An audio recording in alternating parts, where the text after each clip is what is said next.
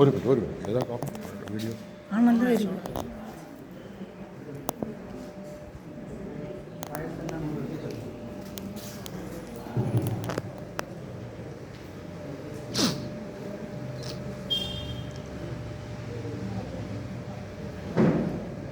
ശ്രീ ഗുരുഭ്യോ നമഃ. സനാതനധർമ്മത്തിന് ധാരാളം രീതിയിലുള്ള ചാലഞ്ചസ് ഉള്ള ഒരു കാലഘട്ടത്തിൽ കൂടിയാണ് നമ്മൾ പൊയ്ക്കൊണ്ടിരിക്കുന്നത്.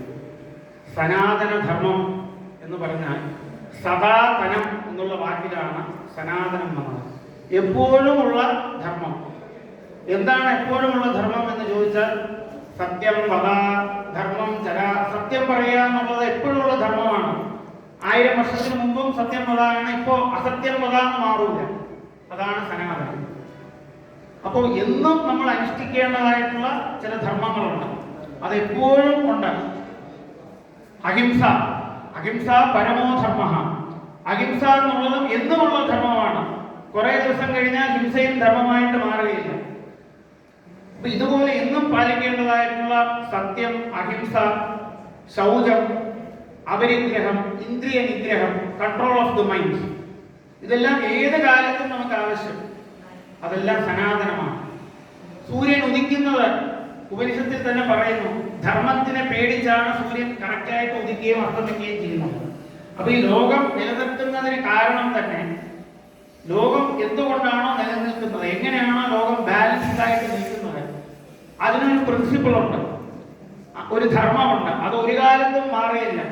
നമ്മളെല്ലാം ലീവ് എടുക്കുന്നത് പോലെ ഒരു ദിവസം സൂര്യൻ ലീവ് എടുക്കാതിരിക്കില്ല, കറങ്ങാതിരിക്കില്ല, ഇന്ന് കുറേ 1 മണിക്കൂർ റെസ്റ്റ് എടുക്കാമെന്ന് പറഞ്ഞിരിക്കില്ല. അപ്പൊ ഇതെല്ലാം എപ്പോഴും പ്രവർത്തിച്ചുകൊണ്ടിരിക്കുന്നു. അതിനെയാണ് നമ്മൾ സനാതനം, അതിൽ മാറ്റമേ ഇല്ല, അതിനെയാണ് സനാതനം എന്ന് പറയുന്നത്. ധർമ്മോ വിശ്വസ്യ ജഗത പ്രതിഷ്ഠ. ഈ ലോകം തന്നെ ധർമ്മത്തിനെ ആശ്രയിച്ചിട്ടാണ് ഇരിക്കുന്നത്. എന്താണ് ധർമ്മം എന്ന് ചോദിച്ചാൽ ഒരുപാട് അർത്ഥമുണ്ടെങ്കിലും നമുക്ക് മനസ്സിലാകുന്ന രീതിയിൽ, പെട്ടെന്ന് മനസ്സിലാക്കേണ്ട രീതിയിൽ നമ്മുടെ ഋഷിവര്യന്മാർ പറഞ്ഞിട്ടുണ്ട്.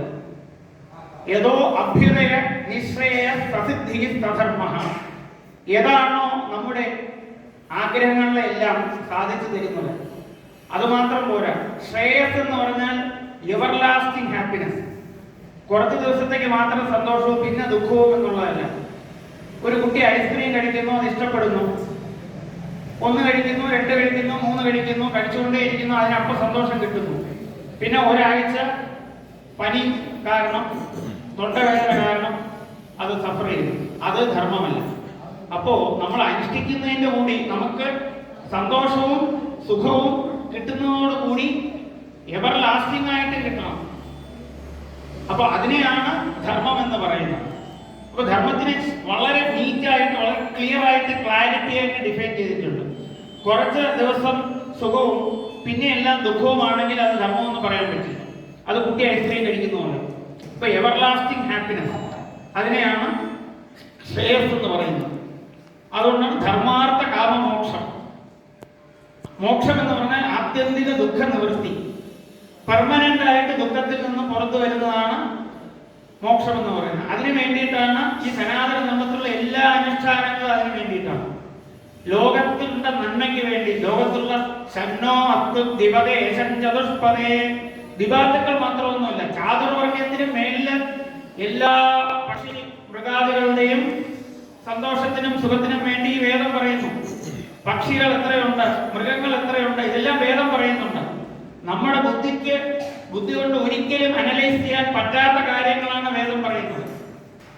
വേദോഖില ധർമ്മമൂല.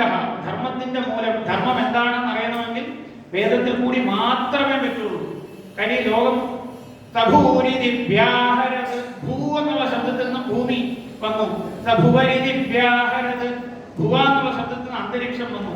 ഇങ്ങനെ ഈ ഭൂമിയുടെ ക്രിയേഷൻ ഇതെല്ലാം വേദം പറയുന്നത്. രാത്രിയിൽ കാണുന്ന പക്ഷികൾ, രാത്രിയിൽ എങ്ങനെയാണ് ഒരു പക്ഷി ഒരു മരത്തിന്റെ മുകളിൽ നിന്ന് ലോകത്തിനെ കണ്ടു കഴിഞ്ഞാൽ എങ്ങനെ ആ പക്ഷിയുടെ വീക്ഷണം ഇരിക്കും എന്നുള്ളത് വേദം പറയുന്നുണ്ട്. അപ്പൊ നമ്മുടെ ലോജിക്സിനെ കൊണ്ടൊന്നും പറയാൻ പറ്റാത്ത കാര്യങ്ങൾ, പുണ്യം പാപം, ഇതൊന്നും നമുക്ക് ഒരിക്കലും ഇത് പുണ്യമാണോ പാപമാണോ, എനിക്ക് എത്ര പുണ്യമുണ്ട് എത്ര പാപമുണ്ട്, ഇതൊന്നും നമ്മളെ കൊണ്ട് അളക്കാൻ പറ്റില്ല. അപ്പൊ അതൊക്കെ പറയാനാണ് വേദം വന്നിരിക്കുന്നത്. സൂര്യൻ കിഴക്കുദിക്കുന്നു എന്ന് വേദം പറഞ്ഞ് നമുക്ക് മനസ്സിലാക്കേണ്ട കാര്യമില്ല, അല്ലെങ്കിൽ നമുക്കറിയാം. അപ്പോ നമ്മുടെ ബുദ്ധിക്കും എത്താൻ പറ്റാത്ത കാര്യങ്ങൾ, ബുദ്ധിയെ കൊണ്ട് മനസ്സിലാക്കാൻ പറ്റാത്ത കാര്യങ്ങൾ വേദം പറയുന്നു. അതുകൊണ്ട് മാത്രമാണ് നമുക്ക് മനസ്സിലാക്കാൻ സാധിക്കുന്നത്.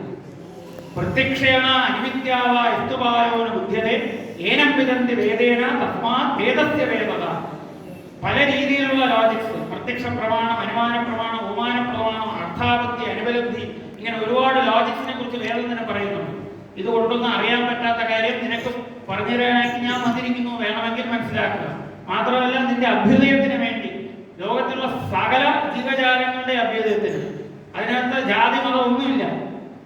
ഷണ്ണോസ്തു ദ്വിപദേ ഷൺചതുഷ്പദേ എന്ന് പറഞ്ഞാൽ ചതുഷ്പാദുക്കൾ പോലും നന്നായിട്ടിരിക്കണം എന്ന് പറയുമ്പോൾ അതിനകത്ത് പിന്നെ ബ്രാഹ്മണൻ, ക്ഷത്രിയൻ, വൈശ്യൻ, ശൂദ്രൻ ഇതൊന്നും ക്ലാസിഫൈ ചെയ്ത് ഐശ്വര്യം കിട്ടാനോ ലോക നന്മയ്ക്ക് വേണ്ടിയോ പറയുന്നില്ല. ഡ്യൂട്ടീസ് പറയുമ്പോൾ മാത്രമാണ് ഓരോരുത്തർക്കും ഓരോ ഡ്യൂട്ടി പറഞ്ഞിരിക്കുന്നത്. ഓഫീസിൽ എങ്ങനെയാണോ പല ഡിപ്പാർട്ട്മെന്റ്സ് ഉണ്ട്, മാർക്കറ്റിംഗ് ഉണ്ട്, ടെക്നിക്കൽ ഉണ്ട്, ലേബർ ഉണ്ട്, അഡ്മിനിസ്ട്രേഷൻ ഉണ്ട്. ഇതിൽ ഏതാണ് വലുത് ഏതാണ് ചെറുതെന്ന് നമ്മളൊരു ഫൈറ്റ് ചെയ്താൽ ഓഫീസ് നടക്കില്ല. അതുപോലെ ലോകം നടക്കണമെങ്കിൽ ഓരോരുത്തർക്കും ഓരോ ഡ്യൂട്ടി കൊടുത്തിട്ടുണ്ട്. അപ്പൊ ഈശ്വര ആരാധനം ചെയ്യാനും ലോക നന്മയ്ക്ക് വേണ്ടി പ്രവർത്തിക്കാനും ബ്രാഹ്മണരുടെ റെസ്പോൺസിബിലിറ്റി ആയിട്ട് വേദം പറയുന്നു. അപ്പൊ എപ്പോഴും ലോക നന്മയ്ക്ക് വേണ്ടി പ്രവർത്തിക്കണം ബ്രാഹ്മണർ എന്നാണ് വേദം പറയുന്നത്. അതുകൊണ്ടാണ് ബ്രാഹ്മണർക്ക് ഓട്ടോമാറ്റിക്കായിട്ട് റെസ്പെക്ട് കിട്ടി. എന്ന് വെച്ചാൽ അവർ എല്ലാവരുടെ നന്മയ്ക്കും വേണ്ടി ഒരാൾ പ്രവർത്തിച്ചാൽ അവരെ തന്നെത്താൻ